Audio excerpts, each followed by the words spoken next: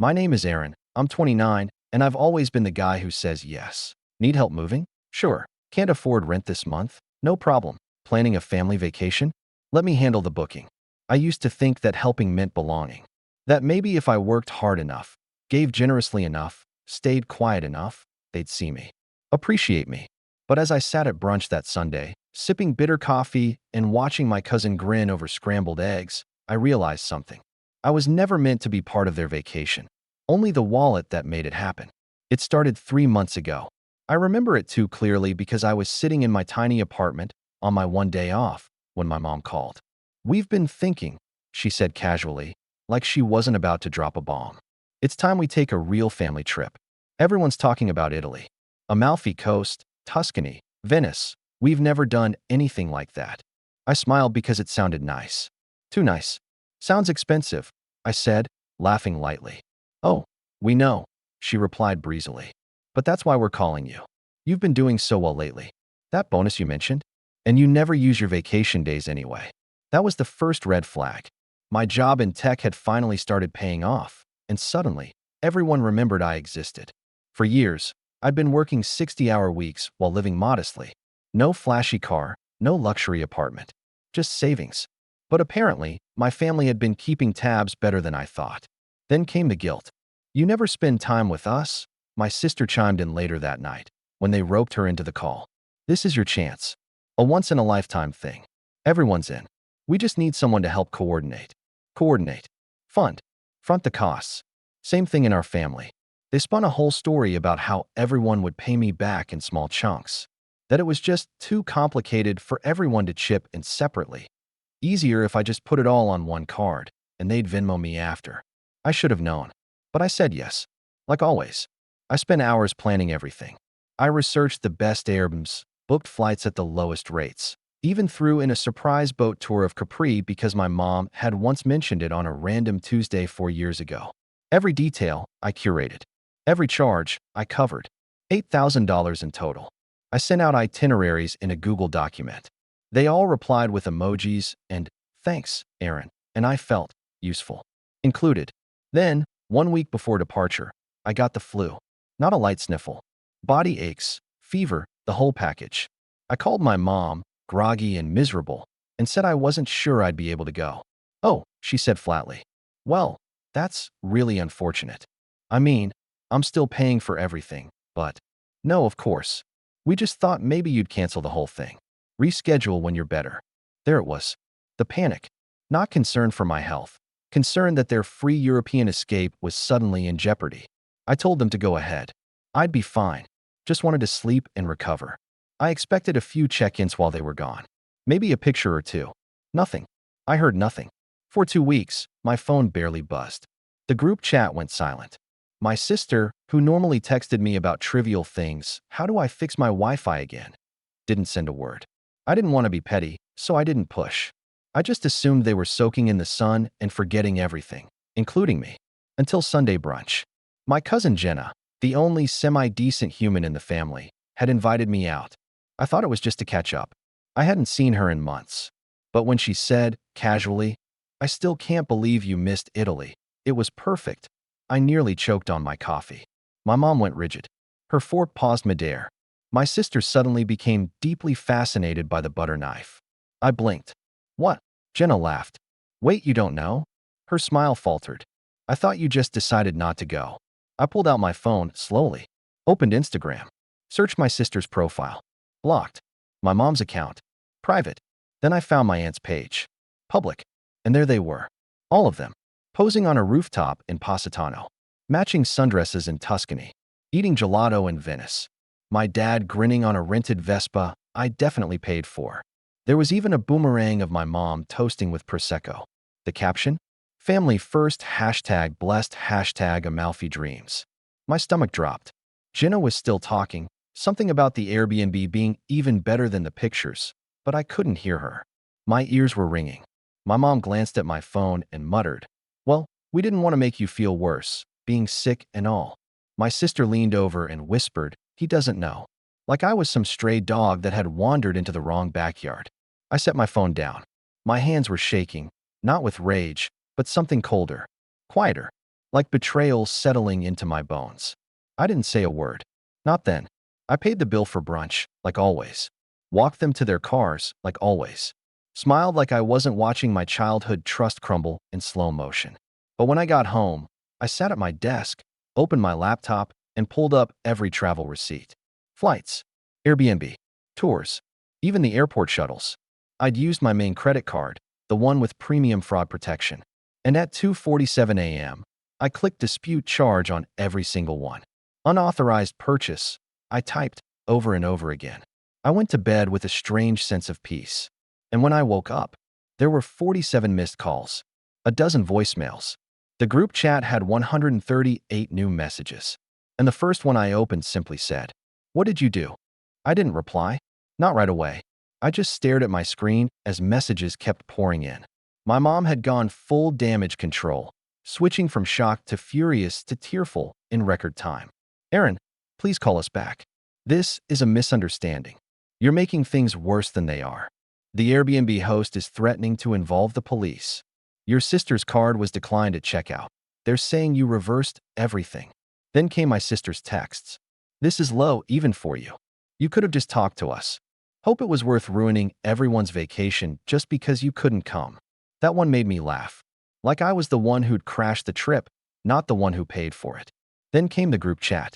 It had been silent since the trip began, but now it was lit up like a Christmas tree. My aunt was ranting about how she had to cover the last night of the Airbnb on her own card. My cousin was asking why her tour access pass stopped working midway through the Vatican. My uncle, the same uncle who once forgot to pay me back for a car repair, wrote, "This is why we don't trust Aaron with anything." I screenshotted that one, just for me. Then my dad called. I didn't want to answer. I hovered my finger over the decline button. But curiosity got the better of me. I tapped accept and held the phone to my ear. "Aaron." His voice was tight, controlled. He only ever sounded like that when he was mad enough to want to scream, but trying not to make a scene. "I was just about to call," I said calmly. "What did you do?" he asked, low and sharp. "They've frozen our return flights. Your mother's crying. Your sister can't get into the hotel. They're demanding a new credit card." "Sounds inconvenient," I said. "Aaron, this is petty." I let out a small laugh. "Petty? You planned an entire international vacation behind my back, used me to fund it, and then blocked me from even seeing the photos. You didn't even tell me it still happened. And I'm the petty one." "You were sick," he snapped. "What did you expect us to do? Cancel everything? You didn't even check if I was okay." I replied, my voice getting colder. "Not once. You just went, laughed, toasted to family first. I was literally paying for your Prosecco while throwing up in bed." He didn't respond right away. Then he said, "You're punishing everyone for something that was never personal." I paused, staring out my window. "That's the thing," I said quietly. "It was never personal. And that's the problem." Then I hung up. The next few hours were a blur of emails and notifications. One by one, the disputes began processing. Some charges were already marked as reversed pending investigation. The Airbnb host messaged me directly, furious, saying I'd violated the terms. I forwarded the thread to my card issuer, attaching a note. I was not present for this stay. Charges unauthorized. By noon, the meltdown had reached new levels. My mom's Facebook status. "Sometimes, the people you love most turn out to be strangers with your last name." My sister's story. A black screen with the caption, "Some bridges burn themselves." I didn't respond. I didn't post. I didn't explain. But part of me did feel something. Not guilt. Not regret. Just this hollow ache. Like watching the final tower fall after you've known for years the whole thing was built on sand. Later that night, Jenna called me again. "You okay?" she asked. "Yeah." "You don't sound okay." I hesitated. "You ever realize your whole life, you were just the background character in everyone else's story?" She was quiet a moment. "I do now." We talked for over an hour. She told me about the trip, how weird it was when I didn't show, how no one really talked about me, how when someone asked where I was, my mom just said, "Oh, Aaron couldn't make it," and changed the subject. "They made it sound like you canceled," Jenna added softly. "Like you flaked." I nodded slowly. "Makes sense. Easier to paint me as unreliable than admit they stole from me." I could tell she felt bad, genuinely bad. But the rest of them? They were scrambling not because they were sorry, but because they'd finally been forced to face a world where I wasn't footing the bill. Around midnight, I opened the group chat. It was chaos, threats, pleading, sarcasm. My sister said she'd call the bank and fix this mess. My mom accused me of ruining the one good thing the family had done together in years. And then came the kicker. My dad sent a single message. "We'll talk when you grow up." I stared at it. Let it sit there. Let the words fester. And finally, after hours of silence, I typed one reply. "You're right." I finally did. Then I left the group. I closed my laptop. Stood. Breathed. But that wasn't the end. Because 3 days later, I got an email from a lawyer. Apparently, my mom tried to file a fraud complaint against me. The email hit my inbox just after lunch. Subject line: potential legal matter, fraudulent charge dispute. At first, I thought it was spam. I hovered my mouse over the sender's address, ready to delete. But no, it was legit. A small local law firm I vaguely recognized from a sign near my parents' neighborhood. I clicked it open. "Dear Mr. Levin, we are reaching out on behalf of our clients, Thomas and Melissa Levin, regarding a recent series of disputes filed against travel expenses incurred for a family vacation. Our clients have expressed concerns that your actions may constitute financial fraud under local statutes. We invite you to resolve this matter amicably within 7 days, or we will be forced to pursue further legal recourse." I stopped reading. Legal recourse? From my own parents. I couldn't believe it at first. Not because I thought they were above it. I was way past that kind of naivete, but because it was so performative. My parents didn't believe in lawyers. Growing up, anytime I brought up boundaries or fairness, my dad would grunt, "We handle things in the family." Now suddenly they were dragging in a law firm because I'd stopped being their human ATM? I scrolled back up. Reread the first few lines.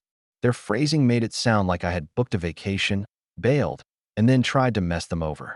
They didn't mention the weeks of silence, the ghosting, the blocking, or the months of planning they'd pushed on me. According to the email, I had acted with deceptive intent to the financial detriment of multiple family members. I read that line 3 times, then burst out laughing. I called Jenna immediately. She picked up on the second ring. "They lawyered up," I said, still half laughing, half stunned. "What? Who?" "My parents. Just got an email. Apparently, I committed fraud by disputing charges for a vacation I didn't even attend." Jenna let out a long whistle. "That's actually insane." "Oh, it gets better. They want me to respond in 7 days, or they'll escalate."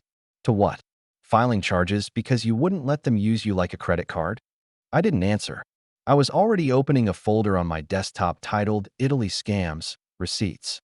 Inside were PDFs, screenshots, and email threads I'd saved the night everything blew up. I had messages from my mom asking me to put everything on one card for convenience. Texts from my sister about how everyone's too broke to front the money right now. Even a voice memo where my dad explicitly said, "Just pay it. We'll settle up when we get back." All saved. All dated. All ready. I sat back in my chair, rubbing my temple. It wasn't the threat that rattled me. It was the sheer audacity. This was what they'd always done. Twisted narratives. Painted me as the villain anytime I stopped playing the role they assigned me. Even as a kid, I remember moments like this. The time I asked for help with college applications and my mom said, "Aaron, we're not like those families. No one helped me. You figure it out." Or when I worked 2 jobs during undergrad, and they still asked me for loans I never saw again. It wasn't just entitlement. It was systemic gaslighting. Make me feel like I owed them. Like being born meant being in lifelong debt. I opened a new document. Titled it Formal Response, Alleged Fraud. But before I typed a single word, I got another email. This one wasn't from the lawyer. It was from my aunt. Subject: "You've made your point. Now fix this." The body was short. "Aaron, enough is enough. Your little protest has caused irreparable damage. Your sister is humiliated. Your mother hasn't left the house in days. I know you felt excluded, but this wasn't the way to handle it. Fix it. Diane." I closed the email. Took a breath. This wasn't a protest. This was the first time in my life I'd drawn a line. The first time I hadn't bent over backward to make everyone else comfortable. The first time I hadn't swallowed the disrespect just to keep the peace. But they didn't see that. They never would. They just saw a disrupted system. One that worked perfectly until I stopped agreeing to be the fuel. That night, I didn't sleep. I couldn't. I lay awake, staring at the ceiling, thinking about every time I'd handed over my hard-earned money with a smile, hoping it would earn me a sliver of belonging, a crumb of gratitude, a seat at the table. Instead, I got an invoice for betrayal. The next morning, I made 2 phone calls. The first was to a real lawyer, not the local hack they dug up, but a reputable professional I found through a recommendation. I explained everything, sent over the receipts, the texts, the full paper trail. She read through it and said the words I didn't know I needed to hear. You're not the one in legal danger. If anything, they are. The second call was to my bank. I asked them to expedite the fraud investigation. And then, just for fun, I reopened the group chat. No one had posted since my dramatic exit, but the chat still showed all the missed messages. The fury, the panic. I typed a single line. If anyone else wants to send me a bill, my lawyer's name is Erica. She's excellent. Then I muted the chat permanently. But that wasn't the end. Because the next day, my sister showed up at my apartment. And she wasn't alone. She was standing in the hallway with her arms crossed and an expression like she'd rehearsed her speech the entire ride over. Behind her stood my dad, arms at his sides, jaw clenched. And behind him, the final cherry on top, my mother, with oversized sunglasses and the dramatics of someone playing the victim in her own made-up tragedy. I didn't invite them in. What do you want? I asked, not moving from the threshold. We're here to talk like adults, my sister snapped, already slipping into that holier-than-thou tone she always used when she needed something but didn't want to act like it. Face to face, without the lawyers, without the drama. I blinked slowly. You mean the drama you started? That's not fair. My mom cut in, voice brittle. We didn't do anything to you, Aaron. You chose to go nuclear over a misunderstanding. I laughed, actually laughed, and it echoed through the hallway. A misunderstanding? Is that what we're calling organized theft now? Because I missed the part where you guys told me the trip was still on, or invited me to rebook, or check if I was still sick, or anything other than just blocking me from seeing your fun little European getaway. My dad stepped forward, and his presence still had that old weight to it, the kind that made me want to shrink like I was 12 again. But I didn't move. You overreacted, he said coldly. No one meant to exclude you. It happened the way it happened. The least you could have done is not sabotage it after the fact. Filing fraud claims. Are you serious? You're right, I said, keeping my voice steady. I should have canceled before you boarded the plane. There was a pause. No one liked hearing that part. I fronted $8,000, I went on. And the only mistake I made was not treating it like a business transaction. You all treated me like a credit line with 0 interest, 0 limits, and 0 respect. So I closed the account. Do you enjoy burning bridges? My sister hissed. Is this really who you want to be? Some bitter loner with no family. I looked her dead in the eye. I'd rather be alone than used. That hit something. Her face flinched, just for a moment. Then it hardened again. We didn't come here for a lecture, my mom said, voice sharp. We came to give you a chance to clean this up before it becomes permanent. I tilted my head. Before what becomes permanent? We're willing to drop everything.